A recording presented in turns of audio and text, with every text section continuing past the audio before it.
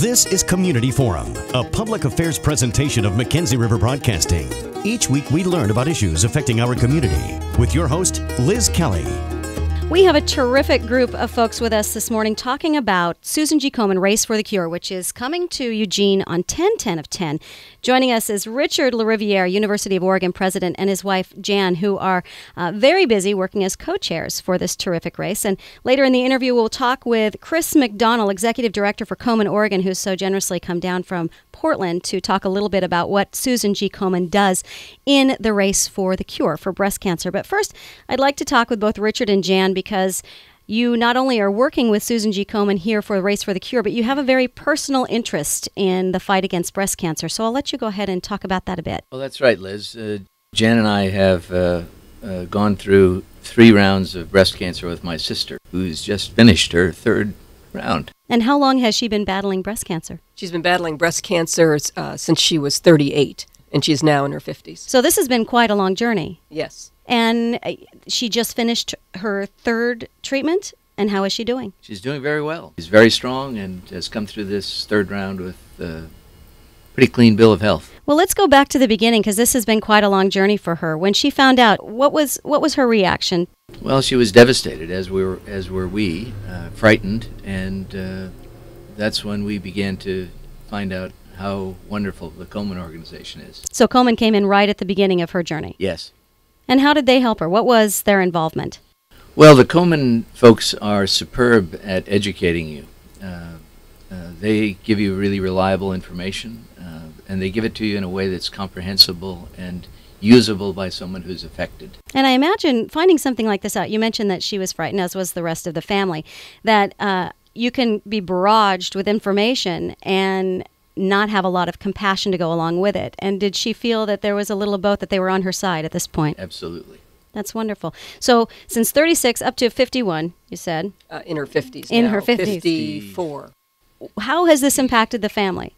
Well, we've just followed each of these occurrences all of us have tried to rally around her and help her, deal with the treatments, etc. And the treatments have become progressively easier, and a lot of that is due to the kind of research that Susan G. Komen has helped pay for.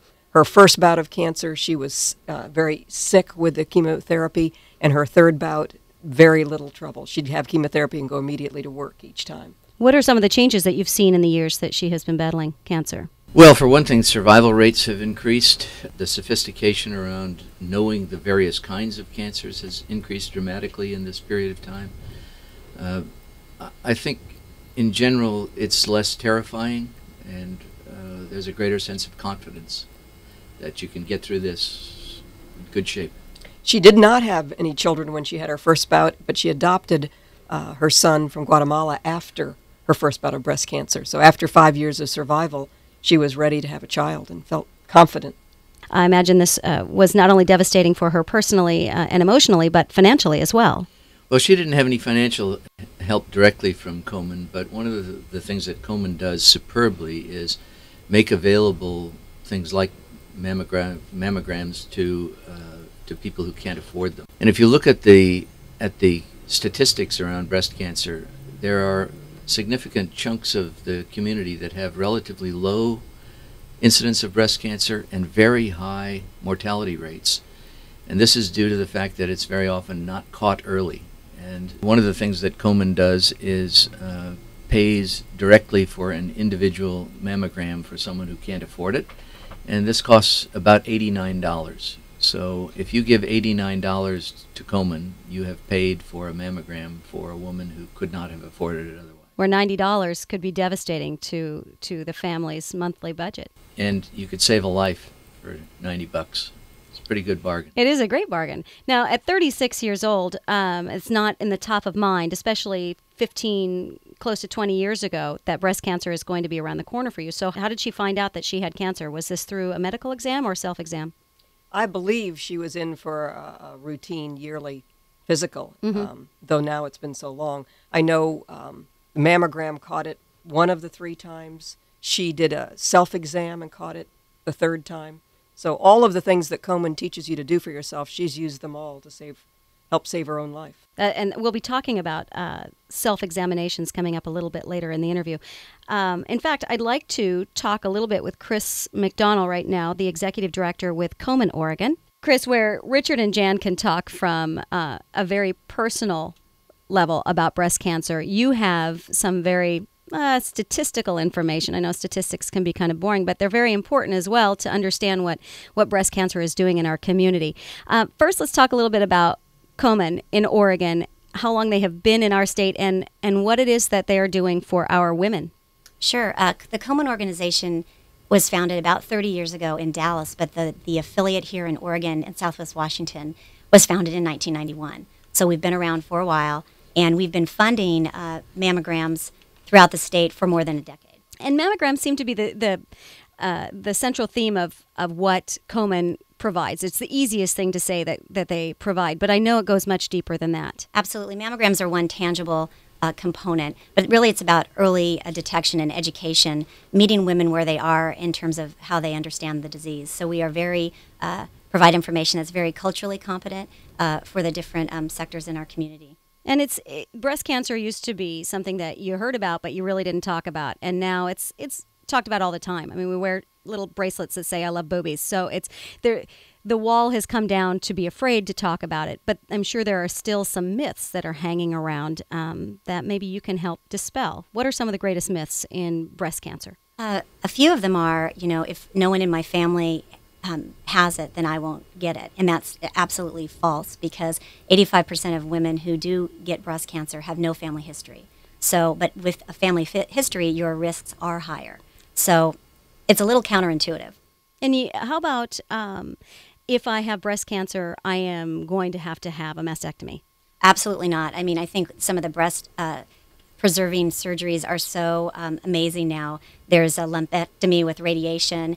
There's a myriad of things that you can discuss with your doctor to do. But then again, some women opt to have a mastectomy and reconstruction. It's really a personal choice. Richard and Jan's sister, who was diagnosed with breast cancer when she was 36, I did not know this until we talked a little earlier, that early breast cancer can be more devastating than breast cancer that you acquire later in life. And talk a little bit about that. Well, there's many different subtypes of breast cancer that have been identified in the last decade. And younger women, oftentimes, theirs will be more aggressive. My own sister was diagnosed at 34. She's now a 10-year survivor. So it really runs the gamut. There's different types of breast cancer, subtypes. One is called IBC, inflammatory breast cancer, that presents as a rash, very deadly, often misdiagnosed. There's different breast cancer that has to do with the biology of the patient and the biology of the tumor. So you can be estrogen positive or estrogen negative, and there's different therapies that are targeting those different tumors. 10 years ago, we had a one-size-fits-all treatment, and now it's really an individualized treatment therapy for the patient. And we were talking about family versus environment, that if it's in your family, you should be watching for it a little bit closer, but it doesn't necessarily mean that you're not going to get it if it's not been in your family history. Sometimes you're not going to know what it is that causes it, but there have to be a few things that we can do to avoid the possibilities of breast cancer. What are some things we can avoid? Well, you know your family's risk. That's one of the things.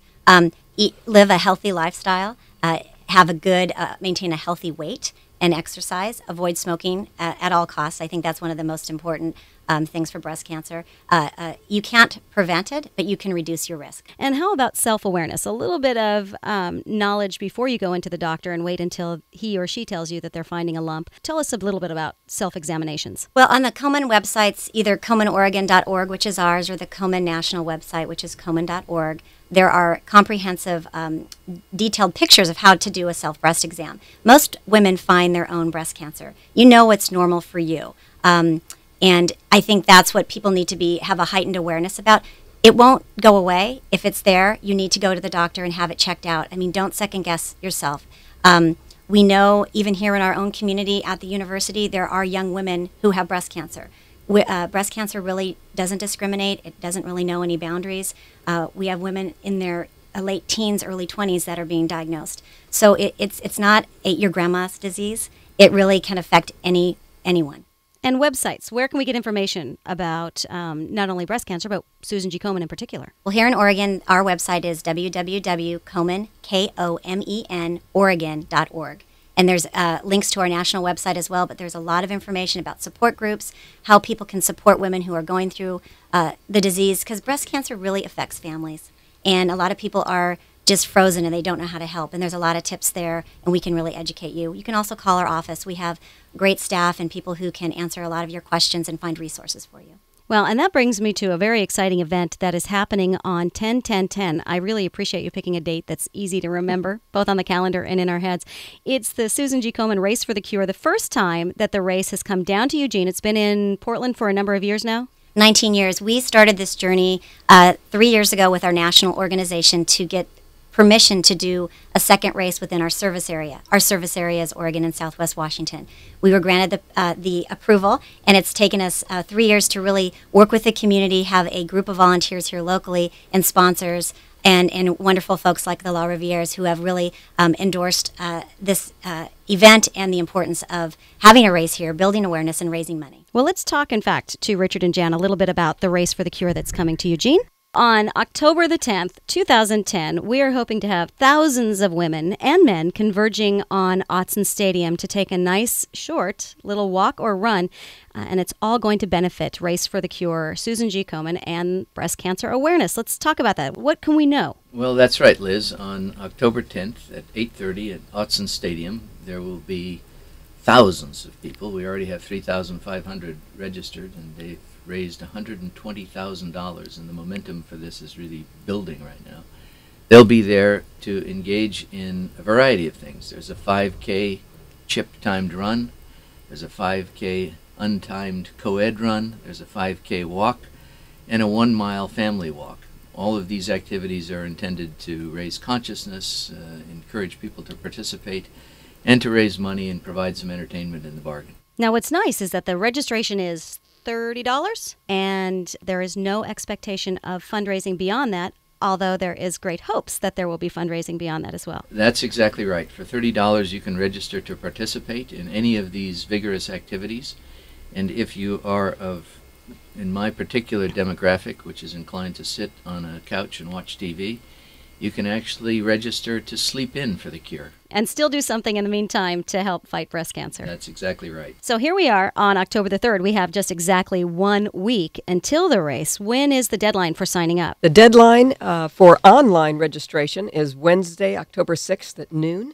That's KomenOregon.org. You can register online, but you can walk up and participate right up to the last second. So come on 10-10-10. If all else fails, if you don't get online before 6th of October, come ahead and sign up at Autzen Stadium on October 10th. Nobody is going to be turned away if they walk up at the very last minute and want to do a little bit to help out. That's exactly right. This is one of those activities that we can all engage in to help people who have been buffeted by this economic downturn. In Lane County alone, there are 34,000 women between the ages of 18 and 64 who have no insurance. They need this help. And as you pointed out earlier, Richard, an $89 donation to Susan G. Komen will pay for the mammogram, which quite possibly could be the first line of defense to a insuranceless woman finding out that she has a disease that is quite treatable if caught in early stages. We can save these women's lives. I want to just say how much I appreciate all of you coming in today and sharing your stories with us and information about Susan G. Komen, and just encourage everybody in Eugene and Springfield to take a little bit of time and just a small amount of their money, if it's something that you can help out with, and join Race for the Cure. Celebrate that they finally have come down into our area, and as Richard pointed out, 34,000 women in our area could really use your support. Thank you to all three of you for joining us this morning discussing breast cancer and how it impacts women everywhere, and in particular in Lane County. Chris McDonald, Executive Director of Komen Oregon in Portland, and Jan and Richard LaRiviere, who very openly shared a painful and emotional yet inspiring story of their family's journey through breast cancer. Thank you again for being with us this morning. Thank you, Liz. If you would like more information on how to be a part of Race for the Cure or more about the Susan G. Komen Foundation, log on to their website, KomenOregon.org. Community Forum is a public affairs presentation of Mackenzie River Broadcasting. If you have questions, comments, or your organization is interested in taking part in a future program, we'd like to hear from you. Send your letter to Mackenzie River Broadcasting, Attention Public Affairs, 925 Country Club Road, Suite 200, Eugene, Oregon, 97401. Thanks for joining us. Tune in again next week.